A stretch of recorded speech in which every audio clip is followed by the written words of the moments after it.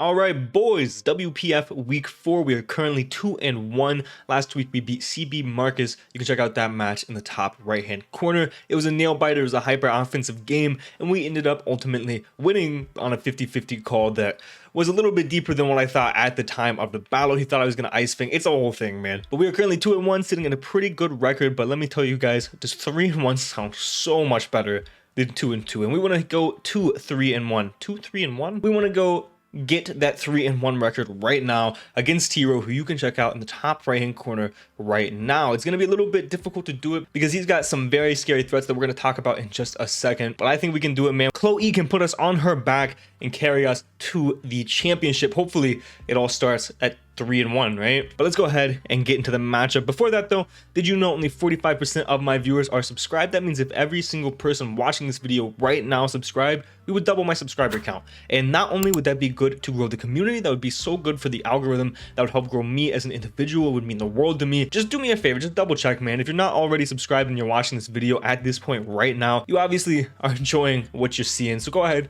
leave a subscription, man. It really does help out a ton. On top of that, if you are a loyal subscriber and you do want to help me out directly, there's now an option to become a channel member to put money directly in my pocket for as low as $1 a month, man. $12 a year, that is so cheap. You get some cool benefits. I have been streaming at least 2 times a week, so you get things like emojis and things like that. But without any further ado, Hero's team, which is very scary, consists of Iron Bundle, Cinderace, Corviknight, Dragalge, Diancie, Farigiraf, Tauros Paldea Water, Bramblegast, Krookodile, Electros, and Appleton. So you look at his team, the scary threats are very obvious. It's top 3 Pokemon, Iron Bundle, Cinderace, and of course Corviknight. Corviknight's very hard for us to break outside of a few choice Pokemon, and I'm highly anticipating some sort of Iron Defense, Brave Bird Roost, U-turn set maybe, mayhaps, probably not a U-turn if he's Iron Defense, but to be seen. I do expect some sort of Iron Defense body press set. Cinderace is very difficult for our team to switch into. We have Dondozo, but Dondozo is spread extremely thin in this matchup. And then of course Terra All Iron Bundle, and I'm going to be completely transparent and straight up with you guys. I forgot WPF was free Terra, so I was happy for a little bit. I thought it was only Terra Water and Terra Electric. If Tiro happens to bring any type that is not those two, which I don't anticipate, I think those 2 types are probably the best types in this matchup, I might lose. I did not sufficiently prep for anything that's not Terra Water and Terra Electric, not because I didn't respect it, but because I was ignorant and forgot about the Terra rules, and I just autopiloted. I knew J-Bears were Water and Electric and BBR, so I got the 2 leagues confused. That's what happens, man, when you're in several leagues at once. The cool thing about Iron Bundle in this matchup is, thankfully, with Zamazenta on our side, they can never be special attack boosting booster energy, which is fantastic. Great information to know. If they are booster energy, they will pretty much always be speed boosting, and while that could have a potential use case in something like a Quiver Dance Volcarona, they pretty much have sufficient checks to Quiver Dance Volcarona in things like Dragalge and Diancie, and even the Tauros Paldea Water if they are AV. So I highly anticipate either Boots, Never Melt Ice, or Choice Specs. The Cinderace could be Boots or Banned, and then the Corviknight probably some sort of leftovers variant, just a bulky variant to try to mitigate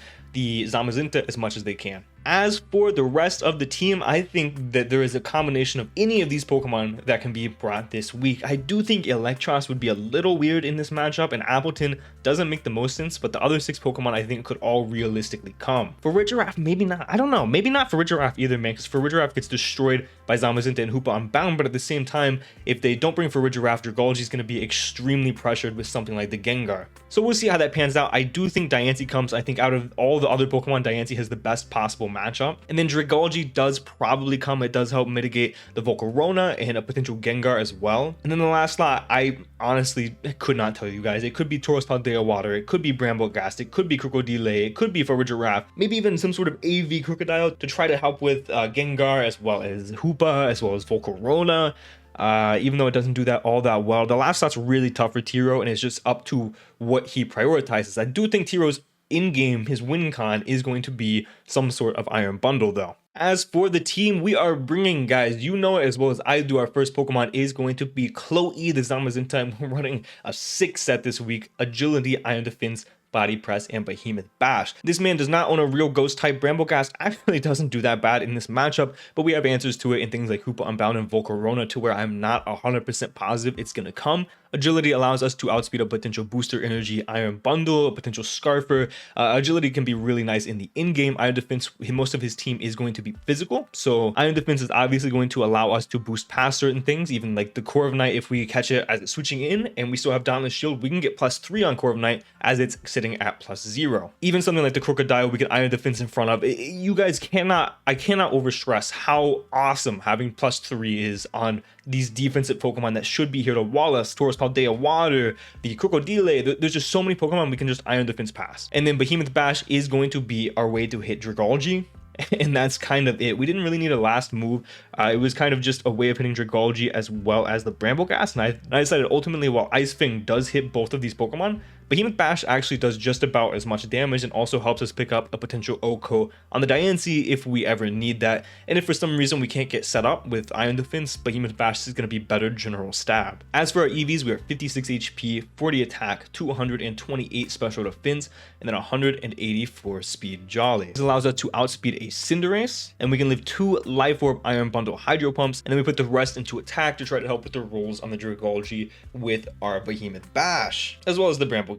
Again, Zamazenta is going to be the in-game, and we can open that up pretty easily. We need to chip Brambleghast if it comes, Dragalge if it comes, and of course, Core of Night is going to be probably the primary check to this Pokemon, and Iron Defense set can pretty much shut down the Zamazenta. And maybe I should have even brought Iron Defense over Behemoth Bash, and maybe I should have brought the Imprison set this week, because then we could have actually beat the Core of Night 100% of the time, but I feel like Behemoth Bash is a lot more valuable to just be a double dance in-game potential sweeper. Our next Pokemon is going to be another variant of Hoopa-Unbound. This week we are going to be Terra Steel. I noticed there's no place for it on the graphic, so I want to say it nice and early so everybody can hear it. We are Terra Steel Hoopa-Unbound with the Assault Vest. So kind of the idea behind this Terra Steel Hoopa-Unbound, first of all, we're Psyshock, Dark Pulse, Terra Blast, and Thunderbolt. Terra Blast Steel allows us to hit one of the best resists to us, in my opinion, in Diancie.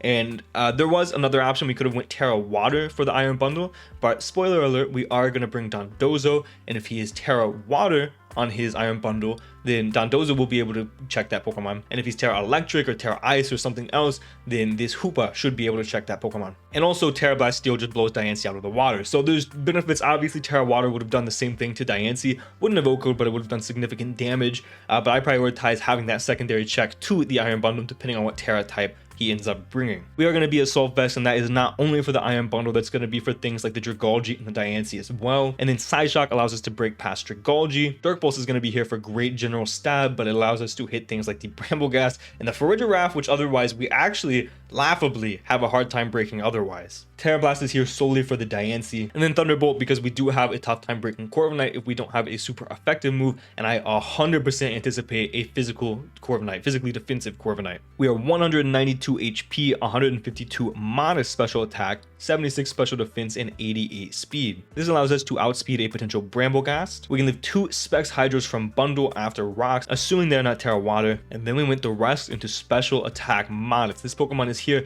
not only as the secondary check to Iron Bundle, but also as a potential breaker. It does massive damage to T-Row's team. T-Row does not like switching into these 4 moves, so we'll see exactly how he deals with that. Crocodile is definitely a potential option if he is AV. That's why I kind of wanted Terra Water, but man, if I bring Terra Water and he is Terra Ice or Terra Electric, we are in for a bad time. And then we're going to go ahead and talk about our primary Iron Bundle check, which is going to be Dozy the Dondozo, just a typical AV set with Liquidation, Body Press, Facade, and Body Slam. It's a very weird set. We don't really need anything past Liquidation and Body Press. Facade allows us, in case we get willowed by something like the Cinderace, we can throw off some actual damage, and then Body Slam is going to be there to fish for paras on the incoming Corviknight. That's it. We have 248 HP, 52 defense with an Impish Nature, and 208 special defense. We can take 2 Banded High Jump Kicks from the Cinderace, then we went the rest into special defense because Dondozo, like I said earlier, is spread very thin. While he is the primary check to Iron Bundle, he's also here to help out with the Cinderace, which otherwise can absolutely destroy us. Our next Pokemon is a Pokemon that I did not anticipate talking about. Again, I did not think that we would bring this to half of the season damn near, much less 4 weeks in a row, the first 4 weeks. We're bringing Rillaboom again. No Glide Rillaboom, no, what is it, Close Combat Rillaboom? It lost a knockoff. No, it has not. I don't know. It lost some moves, man. We're bringing Rillaboom again, and Rillaboom's just really, really tough for T-Row to deal with. Protect, Leech Seed, Knockoff, and Woodhammer. Protect, Leech Seed just destroys his team just completely, other than obviously Brambleghast we can knock off and make that Pokemon a little bit less annoying. Woodhammer is fairly unresisted on T-Row's team, and this Pokemon is just super annoying for T-Row to deal with. Leech Seed recovery into things like Dondozo, Hoopa-Unbound is going to be very beneficial. On top of the Grassy Surge, Grassy Terrain recovery, it's going to be super beneficial to have this Pokemon, and I thought just to have some general fat, Rillaboom was a good backbone this week. Now there will be some annoyance. Obviously Corviknight's not going to be great, but we can knock that Pokemon off and hopefully knock off its leftovers or Rocky Helmet, whatever the case may be. Even throw up some seeds on that Pokemon as it potentially comes in. But the big thing is right now Brambleghast gives us such a hard time, man, such a hard time. If he's a Strength Sap set, obviously that is going to be very difficult for us to deal with the current Pokemon that we've revealed. Hoopa-Unbound can deal with it. Rillaboom is kind of a momentum stopper and lets spikes get up, but I don't know, man. It's a little tough. Brambleghast is a little tough into our team, I will not lie. We have 144 HP, 64 attack, adamant, 252 special defense, and 48 speed. We can live a non-boosted Ice Beam from the Iron Bundle. We can outspeed the Brambleghast, and then we went the rest into attack, adamant. This is just a general fat Pokemon to be very annoying to T-Row's team, as well as being kind of a cleric. Not really a cleric. That's not what you would describe a cleric as all, but help heal the first 3 Pokemon that we have brought with the Grassy Surge potential, as well as the Leech Seed potential. Our next Pokemon, we lack Breaking. We heavily lack Breaking. I am tired of relying on Hoopa-Unbound. So Volcarona is back this week. Volcarona helps significantly against the Brambleghast, against the Corviknight, which were 2 Pokemon up to this point that I thought that we struggled with the most, as funny as that is. We have U-Turn, Fire Blast, Giga Drain, and Psychic. U-Turn for momentum as the Diancie comes in. Fire Blast for general great coverage, Brambleghast and Corviknight specifically. Giga Drain for the Crook as well as the Diancie, and then Psychic to be able to 2-hit KO a non-Spadef Dragalge. And we are going to be boots on this Pokemon, so hopefully the hazards don't get too out of control. They definitely could, man, but it is what it is. We kind of have to deal with it. No Morning Sun on this set is also a little bit annoying, so we are going to have to prioritize clicking Giga Drain, especially in terrain, but we'll see how that pans out. We have 8 HP, 160 defense, 148 special attack, and then 192 speed timid. We can live a non-invested Brave Bird from Corviknight, and then we put the rest into special attack after outspeeding the Crocodile. Like I said, this Pokemon is here as a general breaker, and especially to alleviate pressure off of the Corviknight as well as the Brambleghast. This will probably be our Brambleghast switching if Brambleghast is brought. And then our last mod, I debated back and forth for a long time up until me making this video for 2 different Pokemon. There were 2 Pokemon that in this slot I thought fit very well. It just came down to, do I want to keep hazards off of the field, or do I want to prioritize having hazards on the field? And with my current team composition, I think I would rather deal with hazards than deal with removing hazards. So our last mon was potentially Altaria. Altaria is a fantastic Cinderace check. It took 3 of even whatever a banded Cinderace wanted to go for, and it could have been a Defogger as well, and very reliable in this matchup, but it just didn't make the cut. We're going to bring Hippowdon instead, which again is going to be here for that Cinderace. Slack Off, Stealth Rock, Earthquake, and Whirlwind. I think Whirlwind could come in clutch, take a gradual chip on things, switching things into rocks. Primarily this Pokemon is here only because Stealth Rocks are so valuable in this matchup. If they weren't, if I did not value rocks as much, and I thought we had some better breakers, and I thought that we weren't going to force switches as much, I would have probably went with Altaria to just keep those hazards away, because Brambleghast Spike Stack can be very, very scary. But I think we can probably play into a position to where we don't allow that. We have to be a little aggressive in this matchup, but it is what it is. We have 232 HP, 248 defense with an impish nature, and then enough speed to outspeed Brambleghast in 28 speed. And that is going to be the team, guys. It's very crucial we get rocks up early. We see what kind of set that we're rocking with on Cinderace, on Iron Bundle, if we're boots, if we're life, or potentially choice spec. If we're boots or not boots, I guess is the thing I'm trying to say. Hoopa needs to break pretty early. Volcarona can get momentum on things like Diancie to get into the Hoopa-Unbound. Obviously, Zamazenta in-game looks very good. You look at his team, Zamazenta in-game looks very, very good. We just have to take care of Brambleghast, Dragalge, and we have to keep Corviknight in check in some fashion. If you guys enjoyed this, be sure to leave a like. It really does help support not only the video, but also the channel as a whole. And be sure to check out all of the other WPF coaches down in the description below. I'm going to go ahead and get out of here. I'm going to jump in this battle with T-Row, and I will see you guys on Friday with the match. Thank you guys so much for watching. And for now, guys, this has been John Jr. signing off.